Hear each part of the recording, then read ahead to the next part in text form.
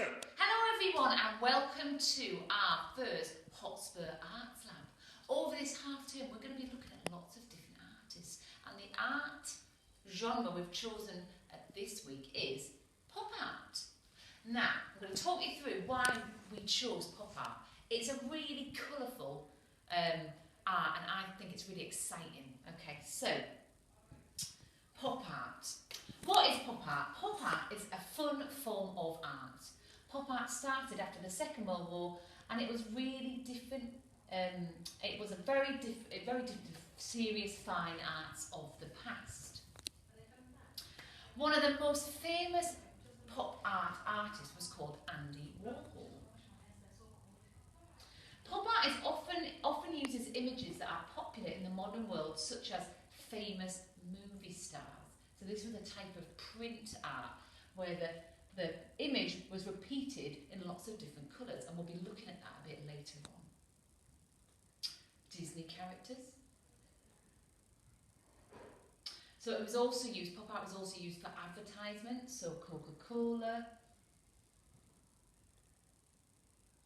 Just really bold, bright images, and you notice the backgrounds are always clashing with the image in the middle. Okay, they always use really contrasting colours, which we're going to be looking at in a bit as well. So there again is that famous movie star. Roy Lichtenstein, he's another really famous pop art artist. Roy Lichtenstein was born in 1923. He was American. He became famous for his colourful pop art paintings and comic book style. There he is. So his opinion of pop art is, again, it's kind of advertisement, it's comic book. It's quite childlike, I think.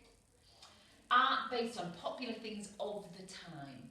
So bear that in mind as well. What's popular to you now? Such as everyday objects and adverts, like we were talking about. So these are things that I think are popular to us now, what we see in advertisement: cupcakes, donuts, pizzas, really nice bright colours, cartoon kind of style. Now also, Roy Lichtenstein used a lot of comic book sounds: bam, pow, hello, OMG, zap. So you might want to use that in your own piece. So that's comic strip sounds. So here are a few examples that I've done. This is the print. This is a portrait of me, and it's the print. It's the same print done 4 times in 4 different types of medium. So we'll look at that. It could be, so we've got crayon, felt tip, paint, and just pencil, colour pencil. And this is one I did, and this is just, again, using some pow, the kind of wording, the comic wording, and things that you might, that are popular now, okay, the donuts, the cupcakes, the lips, the strawberries. But now I'm going to teach you how you can make your own pop art at home using whatever you've got in the house. Action! Right, so I'm going to show you something I've already done and then how you can apply it. So, with Arts Lab, we want you to kind of take it, we're going to show you a way of doing something, but you don't have to do it like we've done it. You might want to include different things.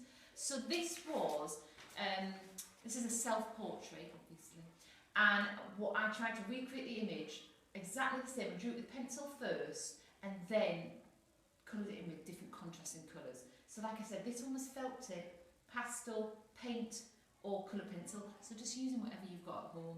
So as we said, they use pop art for advertisement, so I'm now going to do a similar thing to this portrait, but I'm going to do cupcakes instead. So first things first, you can either use A3, A4, whatever you've got, and I'm going to fold a piece of paper into, so it's got 4 sections.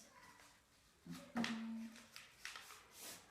then open it back up, and then I'm going to try and recreate the same image of a cupcake in every one, and then we're going to get colouring in. Right, so I've tried to recreate exactly the same cupcake, and now I'm just going to show you a few things that you can use at home. the main thing with your pop art is you need to really contrasting colours. Okay, so I'm going to choose blue for my background and a bright orange for my cupcake. Okay. And really, you don't really want to see any white. So really nice, bright, bold, solid colours. Even with your coloured pencil, you can still make sure that it's all nicely coloured in. Yeah, the reason they had lovely bright colours is because a lot of the time it was used for advertisement and they want to catch people's eye. Okay. So, like I said, you could do an object, things that you like to eat or drink, but you might want to do a self-portrait or a portrait of somebody, an icon of yours, a movie star or a superhero. You might want to do the Hotspur logo. So I'll just do a little bit more of this one, a little bit of the background, and then show you the felt tip as well. So as you see, those colours together are really, really nice. Right, and I'll move on to this one. So for this one, I've gone for similar colours actually. Yeah, so just make sure that the two colours that are similar, try not to ever put them together.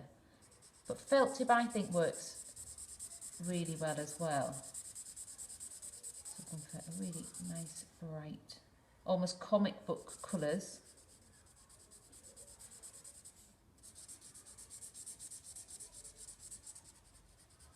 And then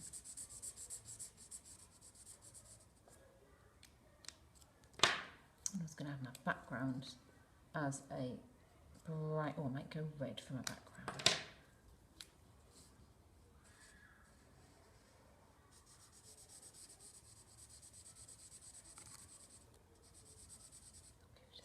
Okay. Okay, so as you see, I would carry on and do all 4 boxes. I've used contrasting colours for the background and the main piece of cake. Something I really want you to do is make sure you put your signature or name on the bottom and date it, because you're all going to be famous artists one day, okay? Can't wait to see what you create.